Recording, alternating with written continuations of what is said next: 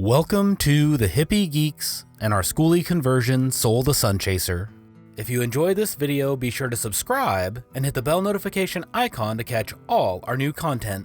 There are things about jumping into a Skoolie build that are really exciting. Finding your bus, taking it for a test drive, and then buying it. They hand over the title, and suddenly it's real.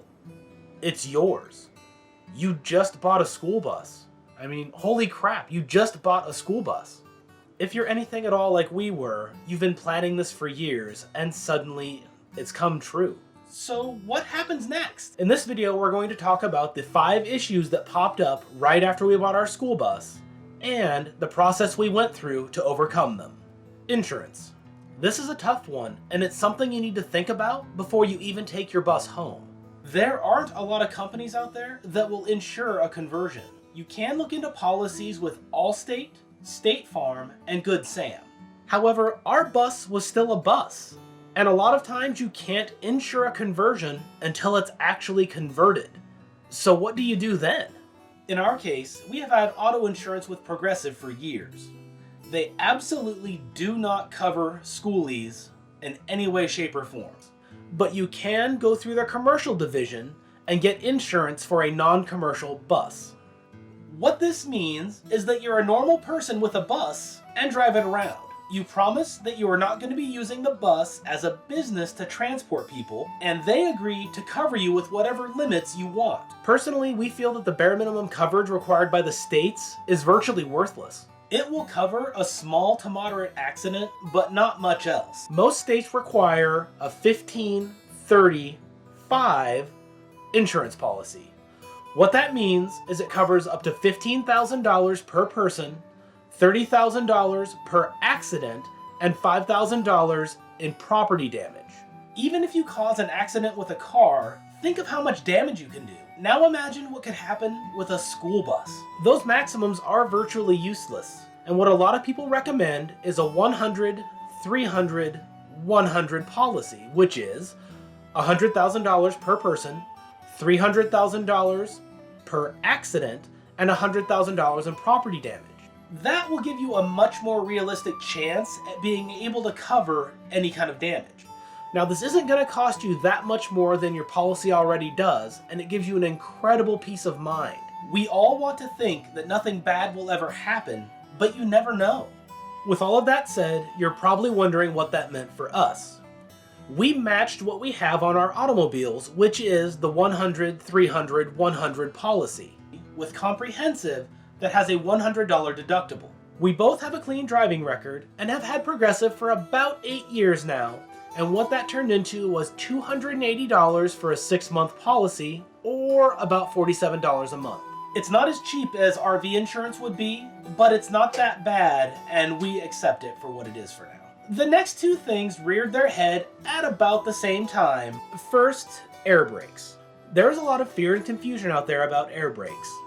How hard are they to use? And do they require an endorsement to be able to even drive your bus? If you have never driven something with air brakes before, it is different. There is no direct feedback between stepping on the brake and feeling the brakes compress like there is in a hydraulic system in a passenger car you've probably already driven. There is going to be a learning curve, but it isn't that bad. If you stomp on the brakes, the bus is going to stop, and it is going to stop fast. The front end will drop down, the rear end will lift up, and momentum will try to carry you forward. Right after we pulled out onto the road and got up to speed, a driver decided they wanted to die and cut me off so they could turn about 100 feet in front of us. I panicked and I stomped on the brakes. The bus came to a screeching halt, and I about crapped my pants. It was honestly impressive and frightening at the same time. I do not recommend that anyone try that, but it's nice to know what you can do. Give yourself plenty of space, get a feel for how hard you have to press on the pedal to get a certain result, and you should be fine. Legally, Oregon and many other states do not require an air brake endorsement if you are not using the bus for commercial purposes. Realistically, just get some practice in. It is different, but it isn't a deal breaker, and I really think that most people will pick it up fairly quickly. Next up is the overhang past the tires. All buses will have some amount of overhang behind the back tires, some more than others. Any kind of flat nose bus is going to have an overhang over the front wheels. With any bus, you need to be careful when you're turning and know where the rear end of your bus is. To get an idea of how this works, grab a pencil. Imagine that where you're holding it is where your rear wheels are. Now go ahead and move the tip and notice how far the rear end swings out. That's the exact same thing that happens with your bus. If you aren't careful, you'll take out signs, mailboxes, and even other cars. If you've never driven something like this, it will also take some getting used to. Again, it's not that bad. Just be careful and watch your mirrors, and you should be fine. So what are we up to now? Number 4? The next thing is getting your amazing bus licensed in your name. You have options. You can register your bus as a bus, or you can look into the requirements to get it registered as an RV. As we will not be fully converting our bus until next year, we initially asked what it would cost to register as a bus. They told us that as a heavy vehicle, it would cost around $800 a year. After the sticker shock wore off, we then asked what it would take to get registered as an RV. All that we had to do is just tell them that we were planning on converting it to an RV. That's it. They didn't go outside and do a VIN check. It didn't have to be converted. They just wanted our word that that's what we were going to do. We had to pay for the license transfer, the plates, and 2 years of registration, which in total wound up being about $370. It was more expensive than we were hoping, but not as bad as we feared it might be. Now, most places are going to, at the very minimum, require a VIN check to make sure that your title actually matches the vehicle that you're trying to register. Some are going to require an inspection. Some are going to require that you take all the seats out, and some are going to require that you actually have it fully converted to an RV. It just depends on what the requirements of where you live are. You can actually get a head start on this and just go down to your local DMV and talk to them about what the requirements are going to be. Most folks, even at the DMV, are going to think what you're planning on doing is super cool and are going to be willing to help you figure out what needs to be done. Talk to people and don't be afraid to ask. The last thing has nothing to do with the bus and everything to do with storing the bus. If you have property available that you can park your bus where it's not going to be around others, then this part really isn't going to apply to you.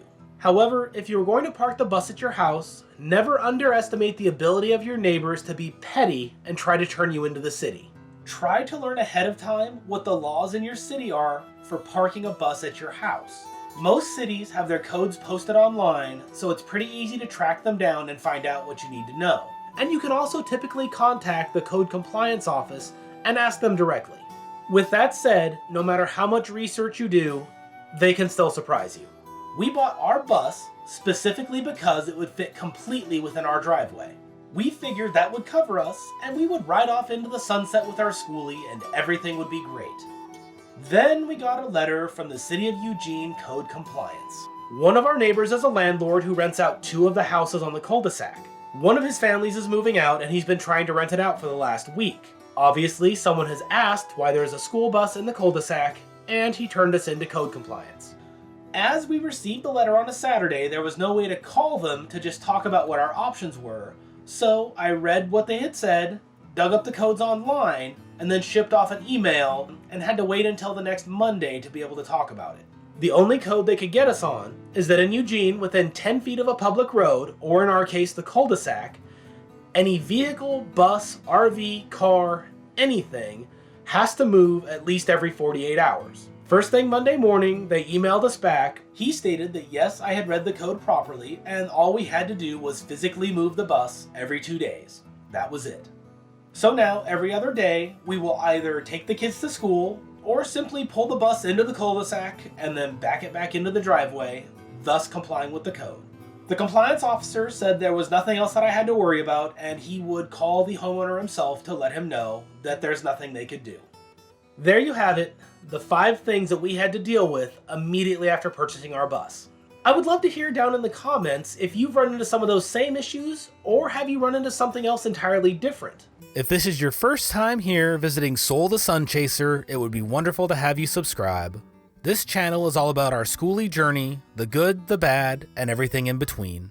If you enjoyed this video, give it a like, and check out our Patreon page or merch store to support the channel directly. Until next time, keep seeking adventure, chasing the sun.